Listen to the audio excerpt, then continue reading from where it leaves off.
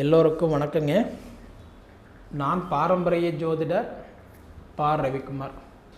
இப்போ நாம் பார்க்கக்கூடிய தலைப்பு அப்படின்னு பார்த்தீங்கன்னா, அதாவதுன்றது இந்த விசுவாவசு வருடத்துடைய பிறக்கக்கூடிய தருணத்தில் இந்த 3 பெயர்ச்சிகள், அதாவது சனி பெயர்ச்சி, குரு பெயர்ச்சி, ராகு கேது பெயர்ச்சி, இந்த 3 பெயர்ச்சிகள் கும்பராசியில் பிறந்தவங்களுக்கு எப்படி இருக்க போகுது, அதாவது சாதகமாக இருக்க போகுதா அல்லது பாதகமாக இருக்க போகுதா?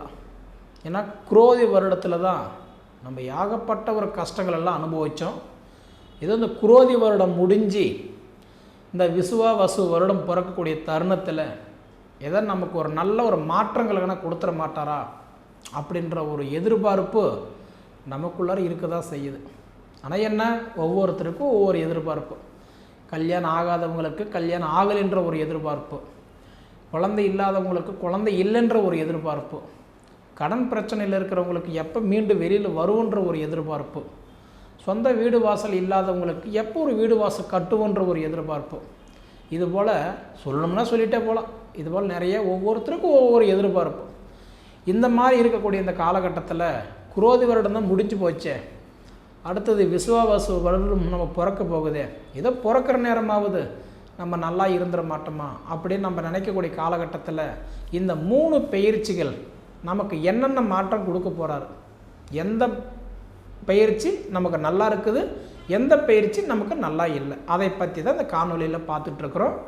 பொதுவாக பார்த்தீங்க அப்படின்னா, இந்த வருடம் பிறக்கக்கூடிய தருணம் விசுவாவசு வருடம் சித்திரை மாதம் 1ஆம் தேதி திங்கட்கிழமை அதிகாலையில் சுவாதி நட்சத்திரம் 2ஆம் பாதத்தில் துலா ராசியில் மீன லக்னத்தில் ராகு பகவானுடைய திசையில் 192 டிகிரியில் தான் இந்தவுடைய வருடம் பிறக்கப்படுதுங்க. அதுவும் பார்த்தீங்க அப்படின்னா ஏப்ரல் மாதம் 13ஆம் தேதியோட குரோதி வருடம் முடிஞ்சு 14ஆம் தேதி அன்னைக்கு இந்த விசுவாவசு வருடம் பிறக்கப்படுது. அப்படி பிறக்கக்கூடிய இந்த ஒரு தருணத்தில் இந்த 3 கிரக பயிற்சிகள் எப்படி இருக்கும் அப்படின்னு பார்த்தீங்கன்னா, முதல்ல ஆக வேண்டிய பயிற்சி சனி பயிற்சி. அந்த சனி பயிற்சி எப்போ ஆகுதுன்னு பார்த்தீங்கன்னா, தமிழுக்கு சொல்லணும் அப்படின்னா பங்குனி மாதம் 15ஆம் தேதி அன்னைக்கு சனி பகவான் கும்பராசியிலிருந்து மீன ராசிக்கு மாற்றமாகிறார். ஆங்கிலத்துக்கு சொல்லணும் அப்படின்னா, அதாவது மார்ச் மாதம் 29ஆம் தேதி அன்னைக்கு சனி பகவான் பயிற்சியாகிறார். அப்போ மீன ராசிக்கு போக வேண்டிய சனி பகவான் எத்தனை நாள் மீன ராசியில் இருக்க போகிறாரு அப்படின்னு பார்த்தீங்கன்னா, 2 வருடம் 2 மாதம் 5 நாள் இருக்க போகிறார். அப்போ 2025ஆவது வருடம் 3ஆவது மாதம் 29ஆம் தேதியில் இருந்து 2027ஆவது வருடத்தில் இன்றைக்கி 6ஆவது மாதம் 3ஆம் தேதி வரைக்கும் பார்த்திங்கன்னா இந்த இடப்பட்ட காலம் 2 வருஷம் 2 மாதம் 5 நாள் மீன ராசியில் தான் சனி பகவான் இருக்க போகிறார். அப்போ உங்கள் ராசிக்கு ஜென்மத்தில் இருந்த சனி பகவான் இப்போ உங்கள் 2ஆவது வீட்டுக்கு போய் உங்களுக்கு பாதச்சனியாக போய் உக்காந்துட்டார். சரிங்களா? அப்போ உங்களுக்கு கிட்டத்தட்ட ஒரு 2.5 வருட காலமாக ஜென்மச்சனி பிடிச்சிக்கிட்டு படாத பாடு படுத்திட்டார் உங்களை. கல்லோட அரிசி வாயில் போட்டுக்கிட்டு துப்புனா அரிசி போகுது, முழுகுனா கல் போகுது, மெல்லனா பல்லு போகுது, துப்பவும் முடியல, முழுங்கவும் முடியல, மெல்லவும் முடியாமல் ஒரு 2.5 வருட காலமாக படாத பாடுபட்டுட்டீங்க. கிட்டத்தட்ட இன்றைக்கி ஒரு மனுஷனாகவே இல்லை, ஒரு பைத்தியக்கார ரேஞ்சில், அதாவதுன்றது பிச்சை ஒன்று எடுக்கலை, அவ்வளோ சிரமம். ஃபஸ்ட்டு 2.5 வருஷம் அதாவது விரைச்சனி அனுபவிச்சிங்க, 2வது 2.5 வருஷம் ஜென்மச்சனி அனுபவிச்சிங்க. இந்த சனி பயிற்சி அடைஞ்ச காலம், அடுத்தது உங்களுக்கு பாதச்சனி இப்போ ஸ்டார்ட் ஆகிருக்குது. அப்படி இருக்கிறதுனால இன்னொரு 2 வருஷம் 2 மாதம் ஒரு 5 நாளைக்கு இந்த பாத சனி கண்டிப்பாக உங்களுக்கு கொஞ்சம் தொந்தரவு கொடுக்க தான் செய்யும். இப்படி இருக்கும்போது கவனமாக இருக்கணும். என்னென்ன விஷயத்தில் கவனமாக இருக்கணும்? வண்டி வாகனம், நீர் நெருப்பு, எண்ணெய் தண்ணி, போகு வழி வரு வழி, குடுக்கல் வாங்கல மெயினாக கவனமாக இருக்கணும். ஏன்னா நண்பனையும் பகையாக்கும், சொந்த பந்தத்தையும் விரோதியாக்கும், கணவன் மனைவிக்குள்ளார கொஞ்சம் பிரச்சனை உற்பத்தி பண்ணி வைப்பான். நல்லதுன்னு போனால் கூட கெட்டதில் போய் முடியும். கொடுத்ததை கேட்டால் கூட அடுத்தது பகையாகும். கொடுத்த காசு அவ்வளோ சீக்கிரம் வராது, வாங்கின பணம் கட்ட முடியாது, வச்சதை திருப்ப முடியாது, மொத்தத்தில் ஒரு நல்ல மனுஷனாகவே இல்லை, சொந்த சிந்தனையிலே இல்லை. ஏன்னா ஒரு 5 வருஷ காலமாகவே உங்கள் வாழ்க்கை போராட்டம் தான். சரி முடிஞ்சு போச்சு, இன்னொரு 2.5 வருஷம்தான் அப்படின்னு நம்ம நினைக்கும்போது கண்டிப்பாக உங்களுக்கு இந்த பாத சனி முடிகிற வரைக்கும் கவனமாக இருங்க. விரலுக்கு தகுந்த வீக்கத்தை மட்டும் வச்சுக்கோங்க. நம்மளால் முடியும், 50,000 ரூபா சம்பாதிக்கிறோன்னு சொல்லிட்டு அதாவது 40,000 ரூபாய்க்கு பிளான் போட்டிங்கன்னா கண்டிப்பாக சொல்கிறேன் உங்கள் வாழ்க்கையில் சிரமமாக தான் இருக்கும். 50,000 ரூபா சம்பாதிக்கிறீங்களா, இந்த பாதச்சனியில் 10,000 ரூபாய்க்கு மட்டும் பிளான் போடுங்க. ஏன்னா இது ஒரு வகையில் அந்த 40,000 செலவாகி போயிடும். சரிங்களா?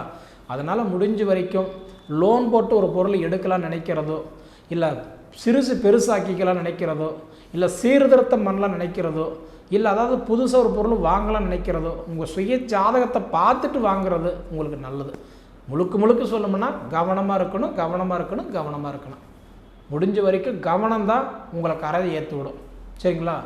ஒரு பிரச்சனை வரும்போது பேசி தீர்த்துக்கோங்க, உட்காந்து பேசுங்க, அப்போ தான் உங்கள் பிரச்சனை சால்வ் ஆகும். ஆனால் கண்டிப்பான்றது ஒரு 5 நிமிஷம் தாமதமாக விட்டால் கூட அது சின்ன பிரச்சனை பெருசாகிடும். அந்த மாதிரி ஒரு காலகட்டம் தான். கிணறு வெட்டுறீங்களா, போர் போடுறீங்களா, வண்டி எடுக்கிறீங்களா, அதாவது ஜாமீன் கழுத்து போடுறீங்களா, 10 ரூபா வாங்கி கொடுக்குறீங்களா, வட்டிக்கு பணம் கொடுக்குறீங்களா, புதுசாக வண்டி காரு வாங்குறீங்களா, தயவுசெய்து இது எல்லாமே உங்கள் ஜாதகத்தை பார்த்துட்டு செய்யுங்க, தப்பு இல்லை. கல்யாணம் பண்ணுறீங்களா, வீடு கட்டுறீங்களா, இடம் வாங்குறீங்களா, காடு வாங்குறீங்களா, கிரையம் பண்ணுறீங்களா, இது எல்லாமே நல்லது தான், தப்பு இல்லை. யாரும் கேட்க வேண்டியதே இல்லை. அசையாத சொத்தில் போடுங்க, அசையும் சொத்து வேண்டாம். பாதச்சனியில் பொறுத்த வரைக்கும் நம்ம எது செய்யலாம் எது செய்யக்கூடாது முதல்ல அது தெரிஞ்சுக்கிட்டாவே நமக்கு வெற்றி நிச்சயம்தான். சரிங்களா? அடுத்தது பார்த்தீங்கன்னா குரு பயிற்சி. அந்த குரு பயிற்சின்றது பார்த்தீங்க அப்படின்னா சித்திரை மாதம் 31ஆம் தேதி அன்னைக்கு குரு பயிற்சி ஆகிறார். அப்போ இங்கிலீஷுக்கு ஆங்கிலத்துக்கு எப்போ ஆகிறாருன்னு பார்த்தீங்கன்னா மே மாதம் 14ஆம் தேதி.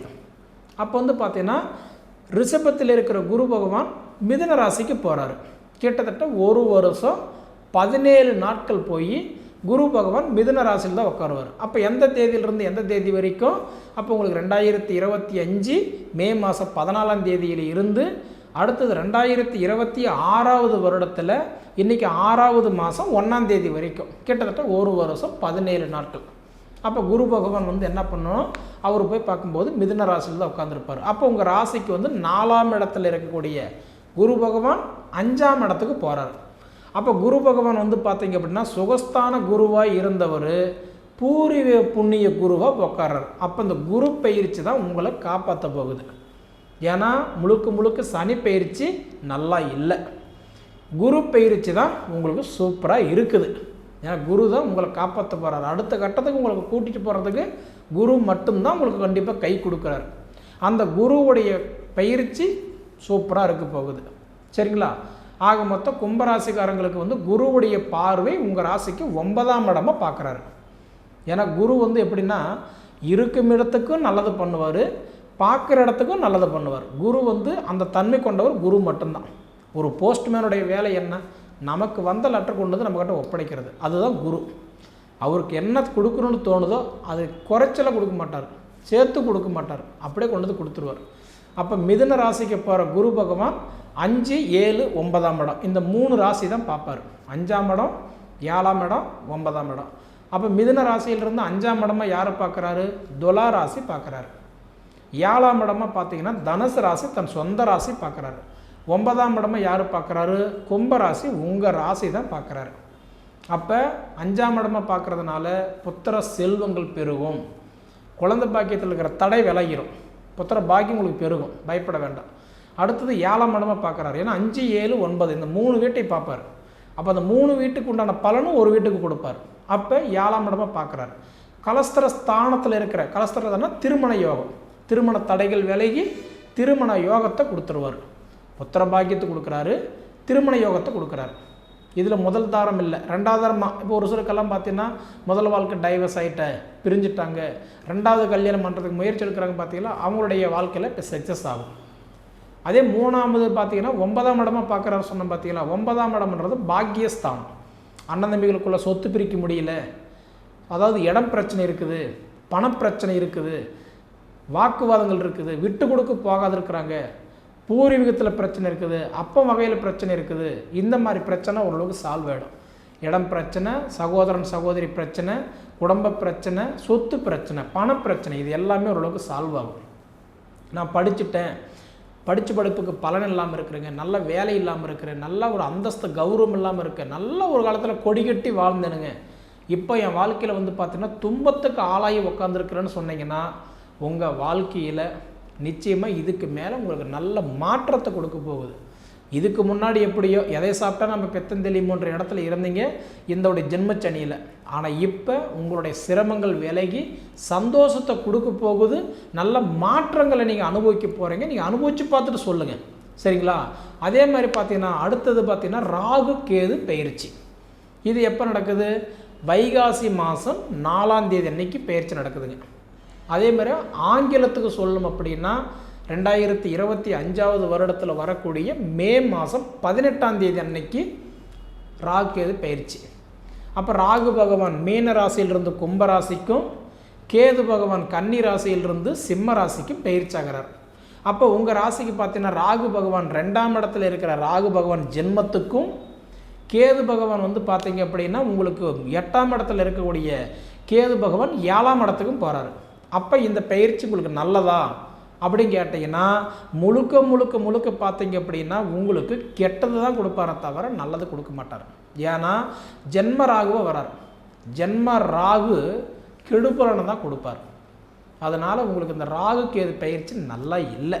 இது எந்த டேட்லேருந்து எந்த டேட் வரைக்கும் பார்த்தீங்க அப்படின்னா 2026 வருடத்தில் டிசம்பர் மாதம் 7ஆம் தேதி வரைக்கும்.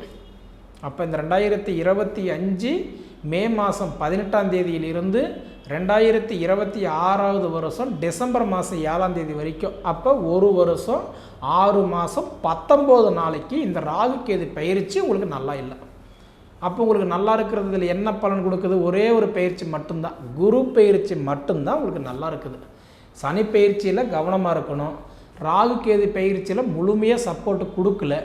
குரு பயிற்சினால் பார்த்தீங்கன்னா உங்களுக்கு நல்ல வாழ்க்கை வாழ்வாதாரம் கொஞ்சம் நல்லா இருக்கும். அப்போ இதில் குரு வந்து பார்த்தீங்கன்னா அதுக்கு தான் சொல்லுவாங்க, குரு பார்த்தா கோடி புண்ணியம் இல்லையா?